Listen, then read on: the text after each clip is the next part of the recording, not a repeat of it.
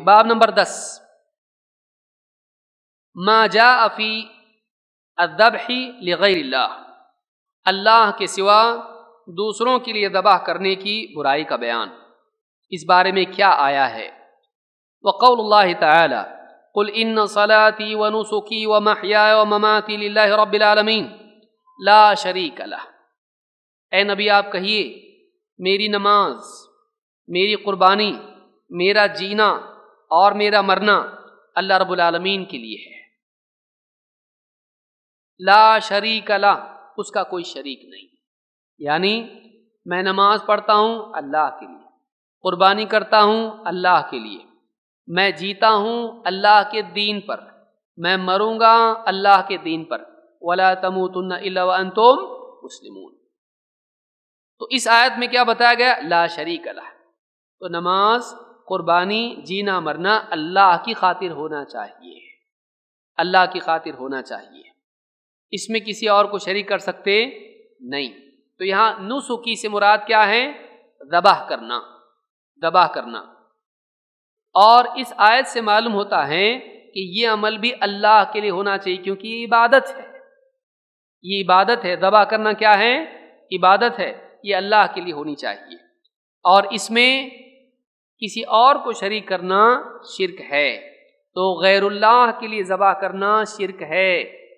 کسی درگاہ پہ جا کے آدمی اگر ذبح کرتا ہے تاکہ بابا خوش ہو جائیں، گھر میں خیر و برکت آئے، بیمار شفا یاب ہو جائیں، کیس پھنسا ہوا ہے پار ہو جائے، تو یہ ساری چیزیں اگر ان کو خوش کر کے کام بنوانا چاہتا ہے شرک ہے، کیونکہ ان کے لیے کیا، ان کو خوش کرنے کے لیے کیا۔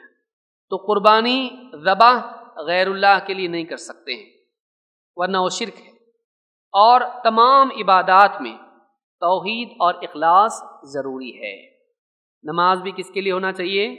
جیسے نماز غیر اللہ کے لیے نہیں پڑھ سکتے ہیں، قربانی بھی غیر اللہ کے لیے نہیں کر سکتے ہیں۔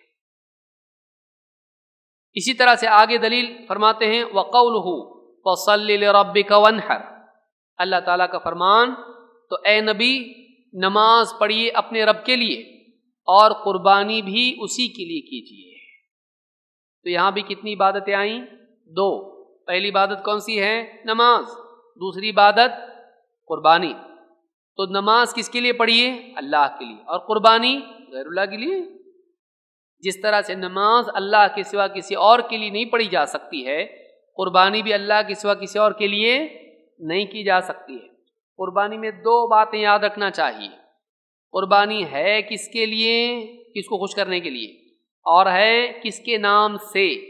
بعض لوگ کہتے ہیں ہم بسم اللہ واللہ اکبر بول کے ذبح کیے نا، پھر کیسے شرک ہوا؟ ہاں، بابا کو خوش کرنے کے لیے ہوا۔ کہاں کیا تو قربانی؟ کندوری کیا نا؟ کہاں کیا؟ درگاہ پہ۔ کاہے کے لیے کیا؟ گھر میں بیمار ہے، شفا کے لیے۔ وہاں کیوں کیا، گھر پہ کیوں نہیں کیا؟ بابا خوش ہوں گے اور گھر میں برکت آئے گی، تو بابا کے خوش کرنے کے لیے کیا۔ نام تو قربانی کے وقت اللہ کا کیا، نام تو لیا اللہ کا، لیکن رضا کس کی مقصود ہے؟ خوش کس کو کرنا ہے؟ بابا کو۔ اگر ان کی خوشی کے لیے کرتا ہے تو بھی شرک ہے، اگر اللہ کے سوا کسی اور کا نام لے کے ذبح کرتا ہے تو بھی شرک ہے۔ یہ دو الگ الگ باتیں ہیں۔ تو اس آیت سے بات معلوم ہوتی ہے کہ ذبح اللہ ہی کے لیے ہونا چاہیے، کیونکہ ذبح کرنا یہ عبادت ہے۔ اس آیت میں آپ دیکھیں گے نماز پہلے ہے، قربانی کا ذکر بعد میں ہے۔ اسی لیے آپ دیکھتے ہیں کہ عید الاضحیٰ میں آپ کیا کرتے؟ پہلے نماز پڑھتے اور اس کے بعد قربانی کرتے ہیں، ترتیب وہی ہے۔ آگے دلیل کیا ہے؟ عن علی رضی اللہ عنہ قال حدثني رسول الله صلى الله عليه وسلم بأربع كلمات لعن الله من ذبح لغير الله، لعن الله من لعن والديه، لعن الله من آوى محدثا، لعن الله من غير منار الأرض، رواہ مسلم۔ چار باتیں ہیں، کہتے ہیں اللہ کے رسول صلی اللہ علیہ وسلم نے مجھ سے چار باتیں بیان کیں۔ چار باتیں کون سی ہیں؟ نمبر 1، پہلی، اللہ کی لعنت ہو اس پر جو غیر اللہ کے لیے ذبح کرے۔ ایسا آدمی کس کا حقدار ہے؟ اللہ کی لعنت کا۔ اللہ کی لعنت ہو ایسے انسان پر جو غیر اللہ کے لیے ذبح کرے، اللہ کی لعنت ہو اس انسان پر جو اپنے والدین پر لعنت کرے، چاہے وہ زندہ ہوں یا مردہ۔ والدین پر لعنت کرنا اللہ کی لعنت کا حقدار بناتا ہے۔ لعن اللہ من آوى محدثا، اللہ کی لعنت ہو اس پر جو بدعتی کو پناہ دے تاکہ وہ بدعت پھیلائے، یا محدثاً اس کو بھی کہیں گے جو کسی جرم کا ارتکاب کرے اور شرعی سزا سے بھاگ رہا ہو اور اس کو پناہ دی جائے۔ جیسے کوئی آدمی ڈرگز بیچنے والا ہے، اب حکومت اس کو پکڑنے کے لیے تیار ہے اور یہ اس کو پناہ دیے ہوئے ہیں۔ مجرم کو پناہ دینا جس پر شرعی سزا حد اس پر نافذ ہو سکتی ہے، تو ایسے انسان کو پناہ دینا بچانا۔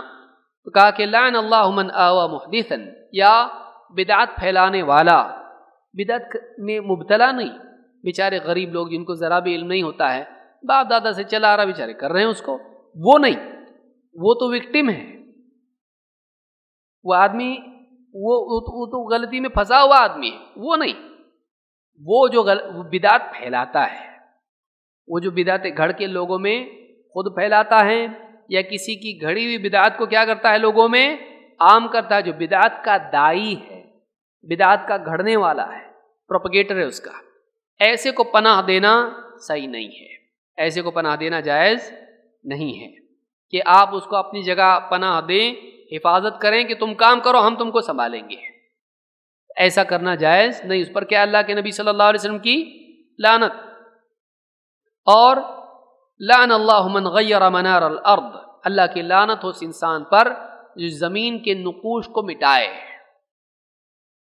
یعنی زمین لکیریں کھینچی ہوئی ہوں یا منڈیر بنی ہوئی ہو کھیتوں میں یا بستی کی زمینوں میں، پراپرٹی میں، اب یہ آدمی کیا کرے، اس کو ڈھکیل کے آگے کر دے تاکہ اس کو زیادہ جگہ مل جائے، تو وہ جو علامت بنی ہوئی تھی تیری جگہ اتنی میری جگہ اتنی، اور بیچ میں دیکھیے یہ لکیر ہے، تو یہ کیا کرے، وہ لکیر مٹا کے الگ لکیر بنائے تاکہ اس کو زیادہ زمین ملے، تو یہ کیا ہوا، اس نے زمین کی علامات کو مٹایا۔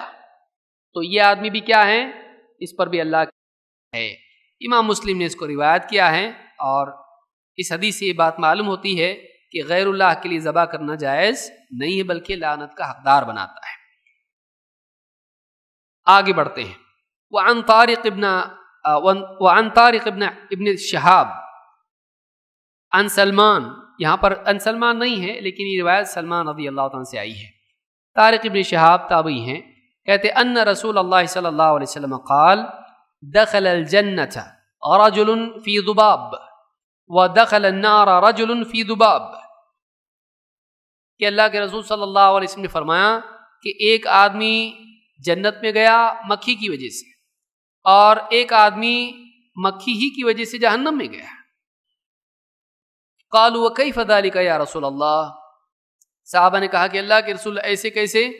قال مر رجلان علی قوم لهم صنم لا يجوزه احد حتى يقرب له شيئا، کہ دو آدمی ایک قوم پر سے گزرے اور ان کا ایک بت تھا، وہ کسی کو پار ہونے نہیں دیتے تھے اس علاقے سے، انٹری وہاں ہوگی نہیں، آگے نہیں جاؤ گے، ہمارے یہاں پر اس بت کو چڑھاوا تم کو چڑھانا پڑے گا، تقرب کے طور پر کچھ نہ کچھ چڑھاوا ہمارے بت پر چڑھانا پڑے گا تو ہی آگے چھوڑیں گے۔ فقالوا لأحدهما قرب، ایک سے کہا بستی والوں نے چڑھاوا چڑھاؤ، قرب، ولو قال ليس عندي شيء اقرب، اس نے کہا کہ میرے پاس کچھ ہے نہیں چڑھاوا چڑھانے کے لیے۔ قالوا له قرب ولو ذبابا، چڑھاوا تو تم کو چڑھانا پڑے گا چاہے مکھی کیوں نہ ہو، مکھی صحیح چڑھاؤ دینا پڑے گا۔ فقرب ذبابا، اس آدمی نے کیا کیا، مکھی چڑھاوے کے طور پر پیش کی۔ فخلوا سبیلہ فدخل النار، انہوں نے تو اس کا راستہ چھوڑ دیا لیکن یہ عمل کر کے وہ اللہ کے نزدیک کیا ہو گیا، جہنمی۔ وقالوا للآخر قرب، قال ما كنت لأقرب لأحد شيئا دون اللہ عز وجل. انہوں نے کہا کہ دوسرے سے کہا چڑھاوا چڑھاؤ. اس نے کہا میں اللہ کے سوا کسی اور کے لیے چڑھاوا چڑھا سکتا نہیں، اللہ کے سوا کسی اور کے لیے میں تقرب کے لیے کچھ نہیں دے سکتا. قال فضربوا عنقه، انہوں نے اس کی گردن ہی اڑا دی، مار ڈالا، اس کو قتل کر دیا. ودخل الجنہ، وہ آدمی کہاں گیا؟ جنت میں گیا. رواہ احمد، امام احمد نے اس کو روایت کیا ہے. تو یہ جو حدیث ہے، اگرچہ شیخ نے یہاں پر کہا کہ وعن طارق ابن شہاب، لیکن یہ جو روایت ہے حضرت سلمان الفارسی سے آئی ہے. اس کے راوی کون ہیں؟ سلمان الفارسی. لیکن اس حدیث کے بارے میں اہل علم نے کہا ہے کہ یہ روایت صحیح بات یہ ہے کہ یہ مرفوع نہیں ہے، یہ موقوف ہے. یہ روایت کیا ہے؟ نبی صلی اللہ علیہ وسلم کا قول نہیں ہے، بلکہ یہ صحابی کا قول ہے، یہ صحابی کا قول ہے. اور بعض علماء نے کہا ہے کہ یہ جو روایت ہے بہت ممکن ہے سلمان الفارسی رضی اللہ تعالیٰ عنہ نے اس کو اہل کتاب سے لیا ہو، کیونکہ پہلے وہ عیسائی تھے. پہلے وہ کیا تھے؟ عیسائی. اس وجہ سے شیخ ابن عثیمین اور شیخ البانی دونوں نے کہا ہے کہ یہ ہو سکتا ہے بنی اسرائیل سے روایت آئی ہو، کیونکہ پچھلی قوم کا ہی واقعہ ہے. کیونکہ ہماری شریعت میں کیا ہے؟ ہماری شریعت میں یہ ہے کہ کوئی آدمی اگر اس پر زبردستی کی جائے اور جان کا خطرہ ہو تو ایسے انسان کے لیے جائز ہے کہ وہ شرکیہ کلام یا شرکیہ کام کرے جبکہ دل میں اس کی مخالفت ہو. اور اس بارے میں قرآن کریم میں بھی اللہ تعالیٰ نے فرمایا من کفر من بعد ایمانہ الا من اکرہ قلبہ مطمئن بالایمان، کہ جو شخص ایمان لانے کے بعد کفر کرے، ہاں مگر وہ شخص جس کو مجبور کر دیا جائے لیکن اس کا دل ایمان پر مطمئن ہو، اس پر کوئی گناہ نہیں ہے. لیکن جو آدمی جانتے بوجھتے بلا اکراہ اگر کفر کرتا ہے، وَلَٰكِن مَّن شَرَحَ بِالْكُفْرِ صَدْرًا فَعَلَيْهِمْ غَضَبٌ مِّنَ اللَّهِ وَلَهُمْ عَذَابٌ عَظِيمٌ. سورہ نحل آیت نمبر 106. لیکن وہ شخص جو کفر کے لیے اپنے سینے کو کھول دے تو ایسے لوگوں پر اللہ کی طرف سے غضب، غصہ ہیں، اور ایسے لوگوں کے لیے بڑا ہی بھیانک عذاب ہے. تو اس آیت میں اللہ نے بتایا کہ اگر کسی پر زبردستی کی جائے، اس کو مجبور کر دیا جائے شرکیہ بات کرنے کے لیے، شرکیہ کام کرنے کے لیے، اور اپنی جان بچانے کے لیے وہ کرتا ہے، ایسا آدمی جہنم میں نہیں جائے گا. بہت ممکن ہے کہ پچھلی قوموں میں، پہلی شریعتوں میں ایسا ہو کہ وہ بھی نہیں کر سکتے. ممکن ہے پچھلی شریعت میں ایسا رہا ہو کہ مجبوراً اگر کسی کو مجبور کر دیا جائے اس کے لیے بھی گنجائش نہیں ہے. یہ رخصت شاید پچھلی قوموں میں، پچھلی شریعت میں نہ ہو. اس اعتبار سے بھی اس روایت کو لیا جا سکتا ہے.